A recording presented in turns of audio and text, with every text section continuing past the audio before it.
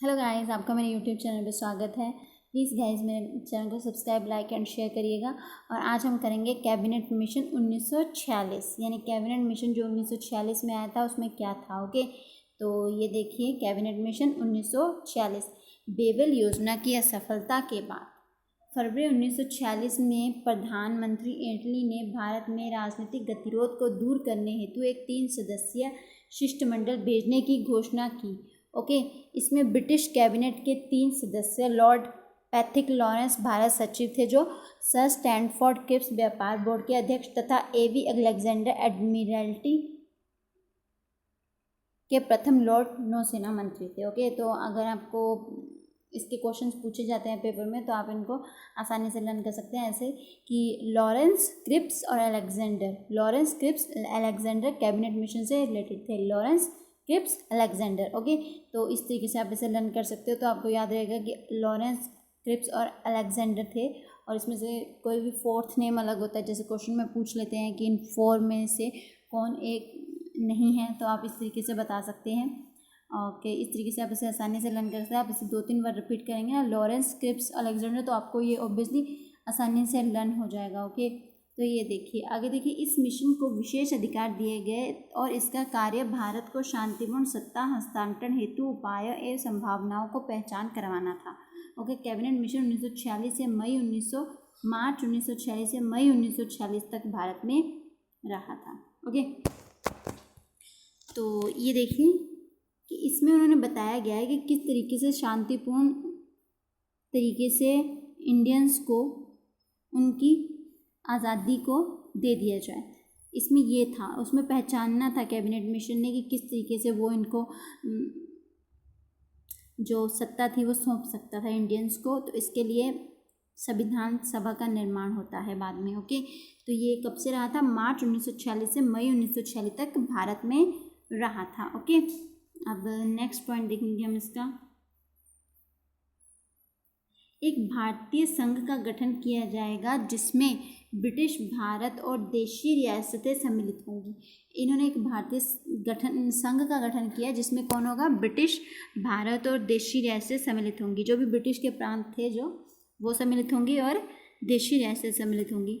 संघ के पास विदेश, रक्षा और संचार 3 विभाग होंगे। संघ के पास उन्होंने जो विभाग दिए हैं वो कौन से हैं? विदेश, रक्षा और संचार। ओके, और इन विभागों के लिए धन जुटाने का अधिकार संघ को होगा। अब ये विभाग हैं, इनको चलाना है तो इनके लिए धन चाहिए, तो वो कौन जुटाएगा? संघ ही जुटाएगा। ये संघ के होंगे विभाग और संघ इनके लिए धन जुटाएगा।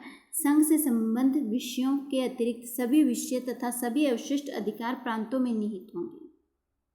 संघ के संबंध में जो भी विषय हैं वो प्रांतों में, अधिकार जो भी होंगे वो प्रांतों में निश्चित होंगे।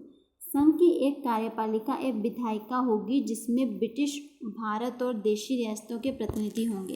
संघ की एक कार्यपालिका होगी, एक विधायिका होगी जिसमें ब्रिटिश भारत और देशी रियासतें के प्रतिनिधि होंगे।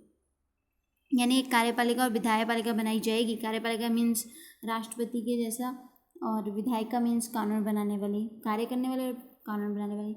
उनका निर्माण होगा जो कि भारत और देशी रियासतों के प्रतिनिधियों में से ही होगा। ओके, प्रांतों को कार्यपालिका और विधायिका के साथ समूह बनाने की छूट होगी। जो कार्यपालिका और विधायिका होगी वो प्रांतों के साथ किसी भी प्रकार का समूह बना सकती है, और प्रत्येक समूह सर्वमान्य प्रांतीय विषयों पर का निर्धारण कर सकता है। ओके, सभी दलों के सहयोग से शीघ्र ही एक अंतरिम सरकार की स्थापना होगी जिसमें सभी विभाग भारतीय नेताओं के पास होंगे। अब बोला उन्होंने कि सभी दलों के सहयोग के लिए एक अंतरिम सरकार की स्थापना की जाएगी। जो भी दल हैं उनके सहयोग के लिए एक अंतरिम सरकार की स्थापना की जाएगी, जिनके विभाग किनके पास होंगे? भारतीय जो नेता होंगे उन्हीं के पास होंगे। ओके, देश के संविधान निर्माण हेतु एक संविधान सभा का गठन होगा जिसमें के अनुसार 10 लाख की जनसंख्या पर एक प्रतिनिधि चुना जाएगा। अब इन्होंने बोला कि देश की जो भी संविधान होगी, संविधान सभा का निर्माण करना है तो उसके लिए 10 लाख की जनता पर एक प्रतिनिधि चुन के लाओ और उसको वो संविधान सभा में होगा। ओके, जैसे आप जानते हैं कि डॉक्टर भीमराव जी अम्बेडकर जी बंगाल से थे। तो ये अब नेक्स्ट देखेंगे हम।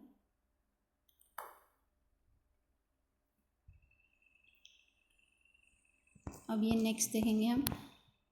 संघ एवं समूहों के संविधान में ऐसी व्यवस्था होगी जिसके द्वारा कोई भी प्रांत अपनी विधानसभा के बहुमत से 10 वर्ष की प्रारंभिक अवधि के पश्चात और उसके बाद 10 वर्ष के अंतराल में संविधान की शर्तों पर पुनः विचार के लिए कह सकें। ओके, फिर देखिए, कैबिनेट मिशन ने स्पष्ट कर दिया कि उसका उद्देश्य किसी संविधान का विवरण निर्धारित करना नहीं है, अपितु उस तंत्र को सक्रिय करना है जिसके द्वारा भारतीयों के लिए एक संविधान तय किया जाए।